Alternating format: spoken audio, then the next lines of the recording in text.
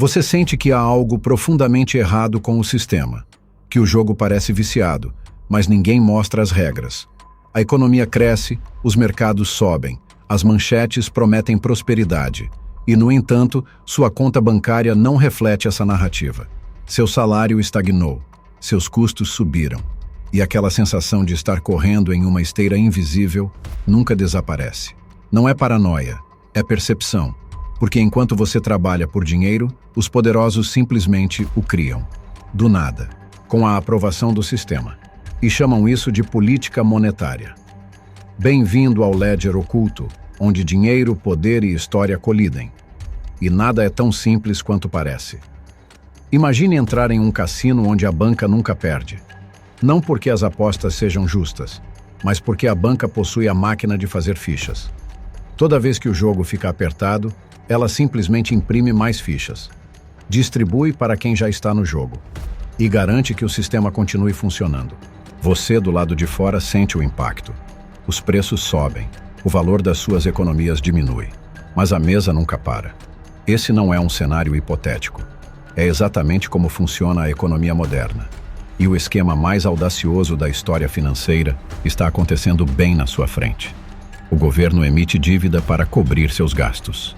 Essa dívida assume a forma de títulos do governo, promessas de pagamento futuro com juros. Esses títulos são vendidos em leilões para investidores, bancos, fundos de pensão e governos estrangeiros. Até aqui, tudo parece normal. Mas há um comprador especial nessa equação. Um comprador que nunca fica sem dinheiro, que nunca hesita, que pode criar recursos infinitos com um comando digital. Esse comprador é o Banco Central. E quando ele compra títulos do governo, não está usando reservas reais.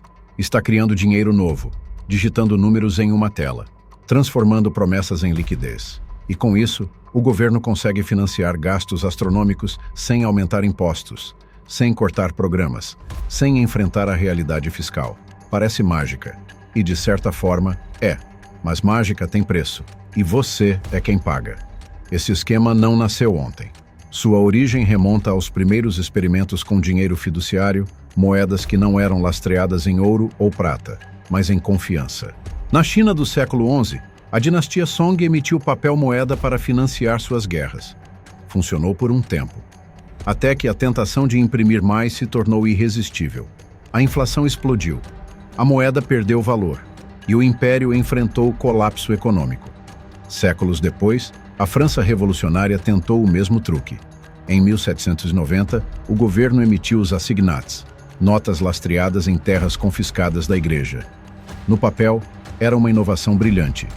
Na prática, o governo imprimiu sem limites. Os preços dispararam, a população se revoltou, e a moeda se tornou papel sem valor. O padrão era claro. Quando governos descobrem que podem criar dinheiro, eles o fazem até que o sistema entre em colapso. Mas o verdadeiro salto aconteceu no século XX. Durante a Primeira Guerra Mundial, os governos europeus precisavam de somas inimagináveis para financiar o conflito. Impostos diretos não eram suficientes. Empréstimos tradicionais tinham limites. Então, eles recorreram aos bancos centrais. Esses bancos começaram a comprar títulos do governo diretamente, criando dinheiro novo no processo. Era temporário, diziam, uma medida de emergência, mas a emergência nunca terminou. Após a guerra, a dívida acumulada era tão massiva que os governos não conseguiam pagá-la com métodos tradicionais. A solução? Inflação controlada. Deixar o valor da dívida evaporar lentamente enquanto a moeda se desvalorizava. Foi um resgate silencioso. Os credores perderam poder de compra. Os devedores, especialmente os governos, se livraram do fardo sem admitir default. E o precedente estava estabelecido. Dívida pode ser gerenciada não com disciplina fiscal, mas com manipulação monetária. A Segunda Guerra Mundial ampliou o modelo. Os Estados Unidos emitiram bilhões em títulos de guerra, vendidos ao público como patriotismo. Mas por trás das campanhas de propaganda, o Federal Reserve garantia que sempre haveria demanda. Comprava o que o mercado não absorvia. Mantinha as taxas de juros artificialmente baixas e assegurava que o governo pudesse gastar o que fosse necessário para vencer a guerra. Funcionou. A vitória foi conquistada. Mas o mecanismo permaneceu. Após 1945, A estrutura de financiamento por meio de bancos centrais se tornou permanente, não porque era necessária para guerras, mas porque se tornou conveniente para a política. Gastos públicos podiam crescer sem confrontar os eleitores com aumentos de impostos. A conta seria paga mais tarde, ou nunca. Desde que a confiança no sistema persistisse, o jogo podia continuar indefinidamente. Então chegou 1971. Um momento que mudou tudo, mas que poucos entendem completamente. O presidente Nixon anunciou o fim da conversibilidade do dólar em ouro. Até aquele momento, o dólar estava lastreado, ao menos nominalmente, em reservas de ouro. Outros países podiam trocar dólares por metal precioso. Isso impunha limites. Não se podia imprimir dinheiro infinitamente porque, eventualmente, alguém viria cobrar o ouro. Mas Nixon fechou essa janela. A partir daquele momento, o dólar não era mais garantido por nada tangível. Era garantido apenas pela confiança no governo dos Estados Unidos. E o Federal Reserve ganhou liberdade total para criar dinheiro sem restrições físicas. Esse foi o nascimento da economia moderna. Uma economia onde a moeda é infinitamente expansível. Onde dívida pode crescer eternamente. Onde a impressão de dinheiro deixa de ser emergência e se torna ferramenta cotidiana de política. Se neste momento você está tendo aquele momento ahá, se o ledger oculto já te fez enxergar o sistema com outros olhos, há só um pagamento que a gente pede. Inscreva-se agora, porque a resposta final é ainda mais profunda. Vamos destrinchar a mecânica exata de como isso funciona hoje. O Tesouro dos Estados Unidos precisa de dinheiro. O governo gasta mais do que arrecada. Então, emite títulos do governo, promessas de pagar o valor emprestado mais juros em uma data futura. Esses títulos são vendidos em leilões. Investidores institucionais compram. Fundos de pensão compram. Governos estrangeiros compram. Tudo normal até aqui. Mas quando a demanda é insuficiente, quando os compradores hesitam, quando os juros precisam subir para atrair capital, o Federal Reserve entra em cena. Ele não levanta impostos, não corta gastos, não pede permissão aos cidadãos. Simplesmente cria dinheiro digital, adiciona valores ao seu balanço patrimonial e compra os títulos que o mercado não quer. Esse processo tem um nome técnico: flexibilização quantitativa. Mas o termo é apenas camuflagem. O que está acontecendo é simples. O governo está comprando sua própria dívida com dinheiro que não existia antes. Pense nisso por um instante. Se você ou eu tentássemos fazer isso, seríamos presos por fraude. Se uma empresa privada criasse dinheiro para comprar suas próprias obrigações, seria investigada, multada, desmantelada. Mas quando o governo faz, economistas escrevem papers defendendo a prática. Políticos celebram como política responsável. E a mídia financeira trata como gestão macroeconômica sofisticada. A verdade é que é um esquema Ponzi em escala soberana. A única diferença é que, em vez de colapsar quando novos investidores param de entrar, o sistema simplesmente fabrica novos investidores, na forma do Banco Central. E os números são astronômicos.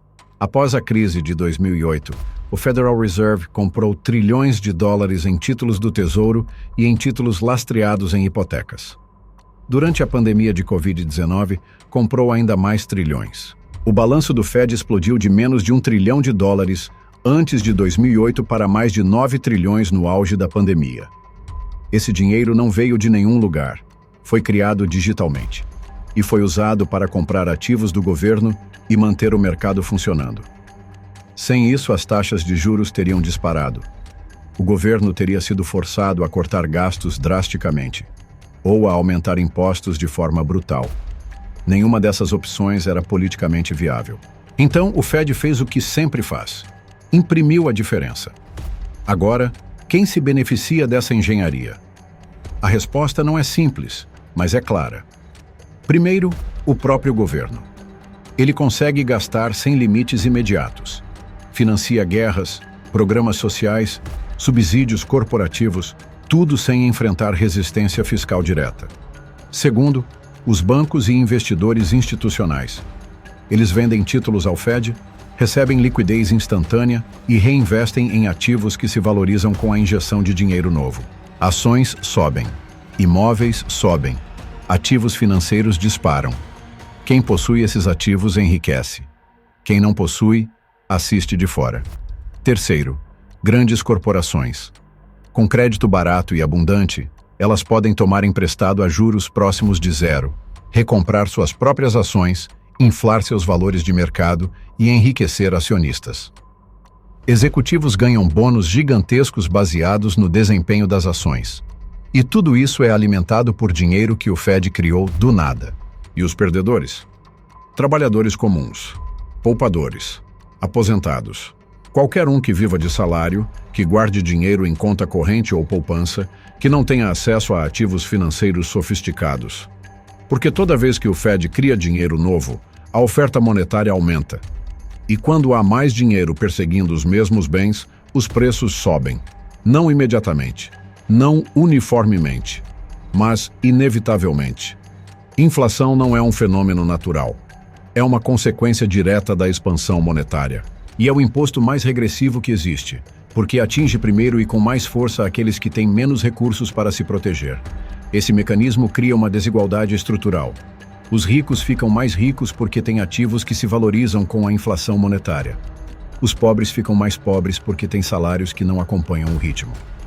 A classe média, que tradicionalmente poupava em contas bancárias e títulos de baixo risco, vê suas economias evaporarem lentamente. O sistema recompensa a dívida e a especulação, pune a prudência e o trabalho. E tudo isso é apresentado como gestão econômica moderna. Como se fosse ciência, como se fosse inevitável. Mas não é ciência, é escolha. Uma escolha feita por aqueles que controlam a torneira do dinheiro. E uma escolha que beneficia consistentemente os mesmos grupos. A história nos mostra que essa dinâmica não é sustentável indefinidamente. A Alemanha de Weimar imprimiu dinheiro para pagar reparações de guerra. O resultado foi hiperinflação que destruiu a classe média e abriu caminho para extremismo político. O Zimbábue imprimiu trilhões de dólares zimbabuanos para cobrir déficits orçamentários. A moeda se tornou papel decorativo. A Venezuela tentou financiar programas sociais com impressão monetária descontrolada. A inflação atingiu milhões de % ao ano. A economia colapsou. Em cada caso, o padrão é o mesmo. Criação de dinheiro começa como solução de curto prazo. Depois se torna vício. Então se transforma em desastre. A diferença com os Estados Unidos é a escala global. O dólar não é apenas a moeda de um país, é a moeda de reserva mundial. Então, quando o Fed imprime trilhões, o impacto é sentido em todos os continentes. Commodities sobem. Mercados emergentes enfrentam pressão inflacionária. E a desigualdade global se aprofunda. Mas aqui está a reviravolta mais perturbadora. O sistema não pode parar. Não porque seja perfeito, mas porque é dependente. Se o Fed parasse de comprar títulos do governo, as taxas de juros disparariam. A dívida pública se tornaria impagável. O governo seria forçado a cortes brutais. O mercado de ações entraria em colapso. Pensões quebrariam. Bancos enfrentariam insolvência.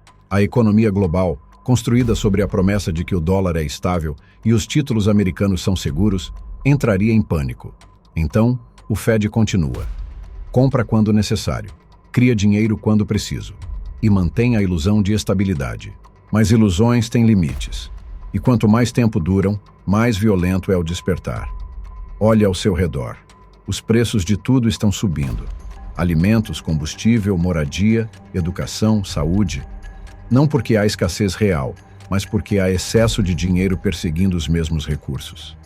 Seu salário não acompanha porque você não está na ponta da mangueira de dinheiro. Você está na ponta da conta. Cada vez que o governo gasta sem arrecadar, cada vez que o Fed compra títulos com dinheiro criado do nada, você está pagando. Não com impostos diretos, mas com poder de compra diluído. É o imposto invisível, o roubo silencioso. E é perfeitamente legal. Então, o que fazer? A resposta não é simples. Você não pode desligar o sistema. Não pode se recusar a participar completamente, mas pode entender como funciona. Pode se posicionar de maneira que, quando a próxima rodada de criação monetária vier, você não esteja apenas do lado perdedor. Pode investir em ativos reais, que mantêm valor quando a moeda se desvaloriza. Pode diversificar para fora de sistemas que dependem de confiança perpétua. Pode aprender a linguagem do dinheiro, não para se tornar bilionário, mas para não ser vítima passiva de decisões tomadas em salas fechadas por pessoas que nunca sofrerão as consequências. Porque, no fim, este não é apenas um problema técnico, é um problema de poder. Quem controla a criação de dinheiro controla a sociedade. Pode financiar guerras sem consultar o povo. Pode resgatar bancos sem punir responsáveis. Pode redistribuir riqueza silenciosamente, de baixo para cima, sem que a maioria perceba. E pode fazer tudo isso sob a capa de política econômica responsável. A verdade é que o maior esquema Ponzi da história não está em algum porão criminoso. Está operando abertamente, com a aprovação de governos, bancos centrais e instituições financeiras globais. E enquanto a confiança persistir, ele continuará funcionando.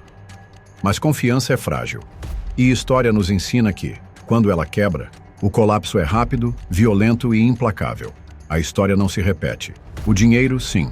Curta este vídeo e inscreva-se no Ledger Oculto. A verdade está aqui.